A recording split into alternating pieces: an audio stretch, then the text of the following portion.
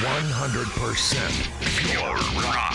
107.7 The Bone. At the Rockstar Energy Mayhem Festival with Kerry King from Slayer, with a bad neck.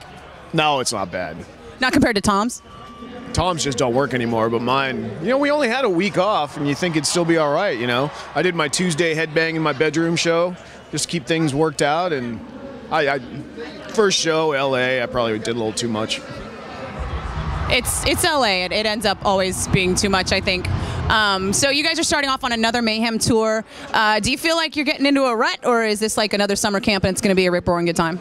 I was looking forward to it till yesterday when the egos started flying around, but you know, hopefully it works its way out because I plan on having a great summer.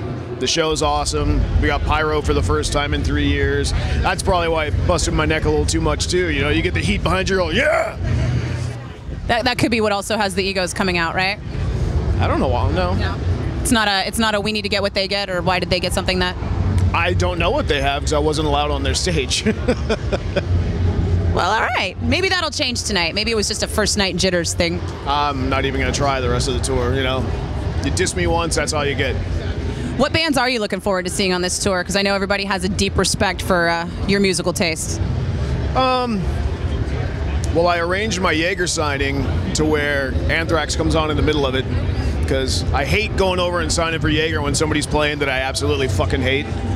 I don't even know who's on that bill, or on that stage, but I saw Anthrax. I'm like, let's do it then. You know I don't hate them. Motorhead, you know, it's cool to see Motorhead because unless Lemmy dies on stage, you can't imagine them going much longer, you know. I think Lemmy will die on stage. I plan to as well. But that's, you know, it's that guttural voice, man. It's awesome. Which makes me kind of wonder, how is the future of Slayer looking for you guys? How far out are you planned at this point with Jeff still kind of in the mix? Well, we got 2 songs recorded that keeps getting flown around like maybe it's going to be an EP, maybe it isn't. I don't know. I just assume wait for the record to get done. And after Mayhem, I think the plan is August, September, finish the record. And unlike the rest of the modern world, when you do a record, it still takes 3 months from the minute you hand it in. I don't really know why. So that being said, if it's done in September, it's not going to come out in December. It'll probably be out in January. After Mayhem, we got another batch of shows, October, November, nothing in the States. And then after New Year, I imagine they plan like the world domination thing again. Big Slayer headline tour. Do you know who you're going to bring out? No, and I don't know if it, I mean, I assume it would be a headline, but you never know if somebody might step to the plate and take us out too. How many people could take Slayer out at this point? Maiden, Priest, Sabbath. But supposedly Priest isn't going to tour anymore, at least not full-scale tour, and then you've got just Maiden and Sabbath left, and Maiden already in cycle, so Sabbath? I'm game. I'm a fan. That would actually be insanely awesome. Slayer Sabbath tour. I'll cross my fingers. So how is the writing process? I mean, I know Jeff does a lot of writing, but everybody else does a little bit, right? Me and him, well, on the last record, it's kind of like down the middle. The records prior, it was mostly me. This one's been all me so far. You know, he's welcome to contribute. It's just a matter of, you know, him getting something and getting it to us. And when you guys are recording, is Gary doing the recording or is Jeff doing the recording? Gary. Jeff hadn't done recording in years. Other than his solos, I've played the guitars since, man, the 90s. Then a lot of the bass too. You know, Tom comes in. It's just I play quick and I get to the track quick and I don't fuck around and take all day. So at the end of the day, it becomes an efficiency issue, and I'm very efficient. Who's producing the new album? Well, when we went in, we had Greg Fiddleman for a 10 to 12 day window. We borrowed him from Metallica's clutches, and that's why we went in and did those 2 songs. Because I like working with him, and he, you know, I trust him. He's a guy that could tell me to do it again, and I won't ask why, you know. Because, you know, when you hear it, and it's like, man, that sounds good. It's like, you can beat it. I'm like, all right. You know, and he gets what he wants, and it's great. So on the Mayhem tour, is there anything that you guys are pulling that might be kind of a surprise to people set list wise? Today. Today only? Today only. can you give me a hint? Not even a little one, huh? We may not do it because we were supposed to rehearse it today, and Tom missed his fucking flight. So I've yet to. I'm gonna eyeball Tom and see if I think he knows it or not. You know, he won't lie to me, but I just want to. I don't want to get it on the phone. I want to say, "Do you know it?" And we'll go from there. How's things going with Gary Holt being in the band? If it is, it's right before Angel of Death. Gary's been playing with you guys for a while now. It seems like he's like a seamless fill-in for Jeff. Are you guys having as much fun as it looks like? Gary's my hero. You know, I always had loads of praise for him before we even talked about this. So in picking a replacement, it was the no-brainer, obvious choice. It was just a matter of will he do it? And almost before he even got the question out, he's like, I'm in. And he's been in ever since, except for 1 week when Pat filled in, which was weird. But, you know, now Gary is just like old news, you know. Good news, but old news. On the home front, how are the Snakes doing? Man, I'm too good at breeding snakes. There's way too many there. Are you getting them sold off, or you just have like a ton of baby snakes all over the place? Both. Yeah. And it's right now is when everything's hatching, so it's a smaller year than last year, but that's still astronomical. I had over 300 last year, and I'm probably going to have over 200 this year, and it's just a matter of getting them online, taking them to reptile shows, whatever. I got a full-time dude when I'm out on the road, so it's all good there. I remember you said a couple years ago that you got that guy, and it took was like a big relief to be able to go out on tour for a while and have him take care of everything. Well, yeah, and once a baby started booming out, it's necessity. I'm sorry, that just sounds so gross to me right now. And I can't remember last time we talked, I asked you about like some of the Discovery shows and the programs, and if I remember correctly, you kind of said you were like maybe on the fence about doing something like that. Are you still thinking about it? I think it's more people coming to me and to pitch a show, because I'm the connection between music and reptiles, obviously. And, you know, you and Slash, right? Well, me, I mean, Slash, I don't even know if Slash has snakes anymore. So I remember a while back, you know, he had kids and kind of got out of them, I think. And I don't know if he has any anymore, but, you know, I've got 500 in my damn garage, you know. So I'm one of the guys that, you know, could seamlessly do that.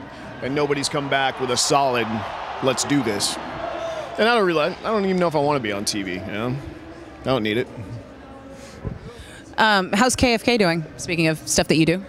We had a falling out with our online distributor, and then it kind of went away, and the guys that do Slayer shirts keep up with me and keep, you know, giving suggestions, and I'm like, I don't ever want to devote the time to, you know, how we market it and what we do, you know. It sounds like stupid problems, but, you know, this has been my life for 30 years, and this comes first. So you don't foresee a break in the Slayer schedule anytime soon? I don't. And if Slayer breaks, I'll do something else. How about them Raiders? I don't know. Really? I would have known, but Denver got really good in the offseason. So you're not keeping an eye on, like, training camp stuff coming up? Well, what? Our linebacker's in jail, last I heard. It's like, I mean, what other team? It's got to be the Raiders, you know. But Peyton's going to execute them. I like Carson Palmer. I like Carson Palmer a lot, but Peyton Manning's better. How do we draft? We didn't have any picks. This is the first year I haven't watched the draft in like 4 years, because what am I watching? See who's going to get somebody awesome and kick our ass? It's not easy being a Raider fan. I'm sorry. No, it's funny. I talked to my Raider connection today that gets me, you know, my seats and everything. And I finally get to give the favor back. You know, a couple of them are coming. Oh, cool. And usually I call day of. I'm like, shit, I forgot. And I called them like 2 days ago. So one of the security guys from Belendikov's box is coming down. It's too early in the tour for any good road stories. What's like an all-time classic Slayer good road story? Show, my wife's birthday, and it was quite a rager. I'm feeling it today for sure. Really? Because she looks fantastic today. I said I'm feeling it. But no foreseeable lineup changes. Just waiting to hear from Jeff. And Tom's neck is surviving, and Dave's not getting the itch to go anywhere, and you're damn sure not going anywhere, huh? Well, Tom he can't headbang anymore. So, I mean, realistically, he's not going to mess himself up playing Slayer. After Mayhem, you know, we'll evaluate Jeff again. See that's all we can do, you know. I know he practiced like 3 weeks with us before, I think it was Fun Fest, the Austin show we did. And it just wasn't there. You know, that's how it is. It wasn't there. You know, he'd play the songs, but if you recorded it, you could definitely tell who's who, you know. And after playing with Holt, who's nailing everything, you can't really take a step backwards. And it sucks to say that is a backward step, but, you know, if he's been gone 18 months and is going to make a comeback, you don't want it to be a backward step. You want it to be awesome. And I think he wants it to be awesome. So, shitty decision as it is, that's just how it is. I know it was a really moving moment to have him come out and play at the Big Four for the encore, but since then that was just a couple of songs, right? Yeah, he wasn't ready for that either. But, you know, I think we all thought that might jumpstart him, you know, and get him going down, you know, a more hardcore road to recovery. But, you know, he wasn't ready for that. He was supposed to play 4 songs, and I took 2 away that day. I said, dude, don't show anybody your weakness right now. You know, people are going to be stoked to see it. If you get up there for 4 songs, people are going to start focusing on you, and they're going to see that you're not playing that good. You know, do yourself a favor, do 2 songs, have your big fucking moment, and leave it at that. I think it was a good moment. I think it was like, I don't know, from a fan standpoint, it was something that was nice to have happen. Yeah, it's like 45 minutes from his house, you know, so of course he had to be there. I thought he might show up last night, but he didn't. Didn't even call? I haven't talked to Jeff since last time we rehearsed. But I mean, that's not unusual. You know, it sounds like, oh, they're not talking, but, you know, we get off tour, we don't talk. Unless we're talking business, you know. Everybody's grown up and they have their own friends, you know what I mean? After 30 years, you guys pretty much know everything, right? Yeah, we got nothing to talk about. How far do you see Slayer going? I mean, you've got Motorhead still going, you've got Sabbath still going, so, I mean, are you looking to literally die on stage? Hopefully not in the next 50 years. I mean, die of old age and natural causes on stage. You know, if you asked me that when I was in my 30s, early 30s, I'd probably say 40 was like the threshold.